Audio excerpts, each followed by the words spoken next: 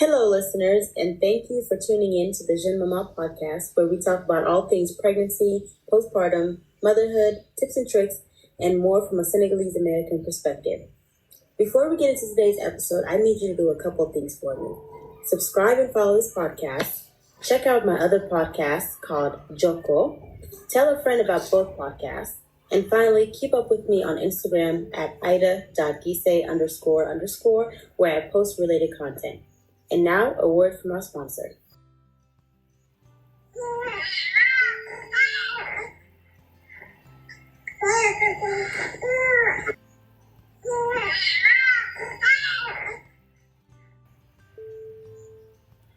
Now, before I start rambling, let me just give a disclaimer and say that I am not a doctor or a medical professional. Everything I say in these episodes is based on my own research, my experiences, and anecdotal information collected from other moms and mom-to-bees that I talk to. Due to the individualized nature of this podcast topic, I encourage everyone to consult with their doctor for more personalized guidance. All right, now let's get into the episode. In today's episode, I'm going to be talking about why I decided to create this podcast in the first place. I mentioned the primary reason in a video I posted on my Instagram recently, and it's this. There's a gap in the Senegalese culture when it comes to information sharing, particularly around pregnancy and all that it comes with. So to combat that, I decided to create this podcast to share my experience, chat with other moms, share resources that I found to be helpful, and really have you guys go on this journey with me. So why Jeune Maman? For a couple of reasons.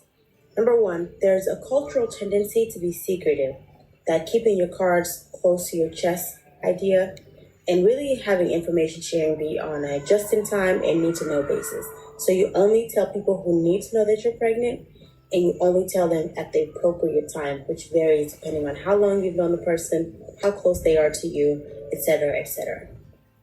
There's also a religious undertone to this idea of being secretive, so being mindful of the evil eye, not counting your eggs before they hatch, which are all valid reasons, but we really need to parse through the information and share what's relevant to help others who may be going through the same things as we are, or at least hope to one day.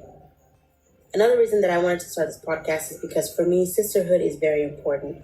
I have learned so much from the sisters that I've met on Instagram.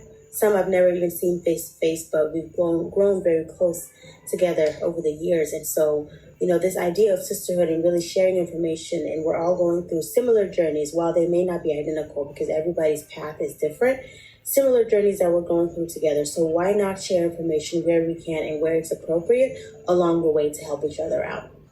And then finally, prayer. So I want to push this podcast out there as a method of not only sharing information, but really imparting good wishes on everyone out there. So praying for safety and blessings all around so everybody can partake in this idea of information sharing. So this is going to be a shorter episode because I'm just laying the foundation for what's to come in future episodes. But I wanted to start off with this why so we can all gain a deeper appreciation for something that so many of us are going through yet feel so alone in. I would like us to work together to change that narrative.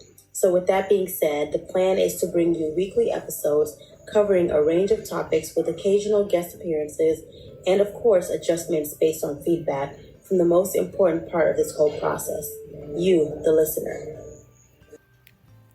Now for this next part, I tapped into that Senegalese sisterhood that I mentioned earlier, and I asked some ladies this question.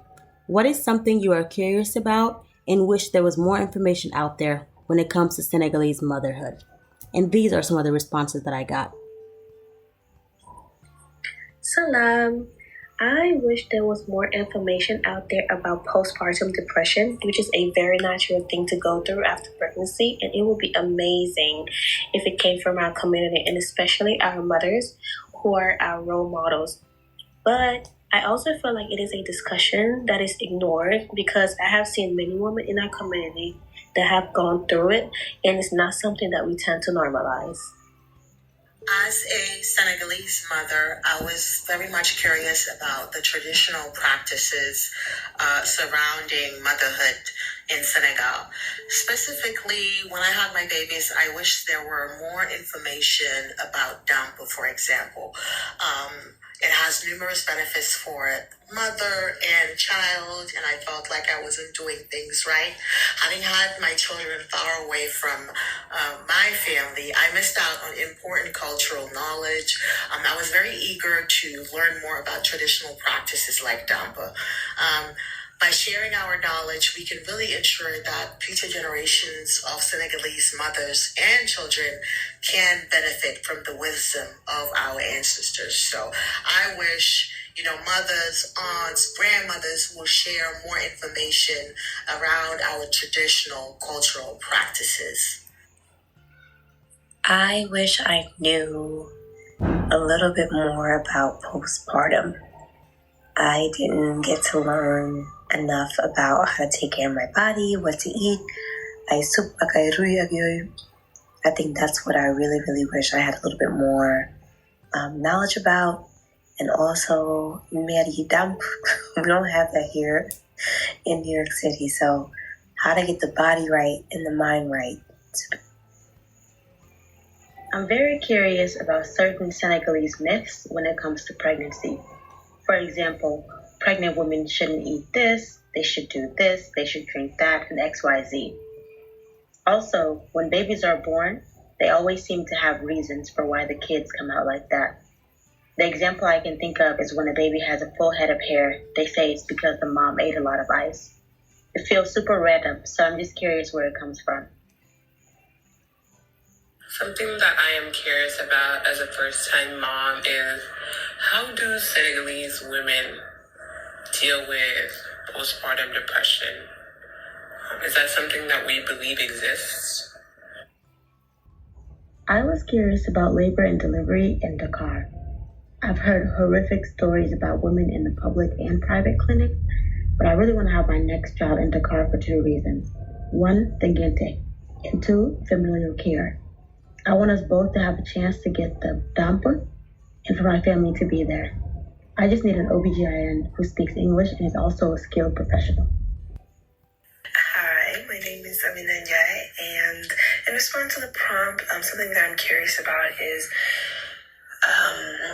when it comes to Senegalese motherhood, what were those old practices that worked well for mothers? What are those little hidden gems, hidden secrets? Every family tends to have something that worked really well for them. And maybe that's something that we should all share with one another. There's the basics like eat dates and do a lot of walking. But are there like other herbal medicines and teas? Is there anything that will help with swelling?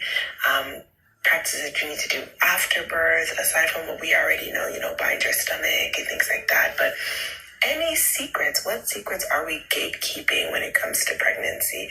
I think that's the biggest thing.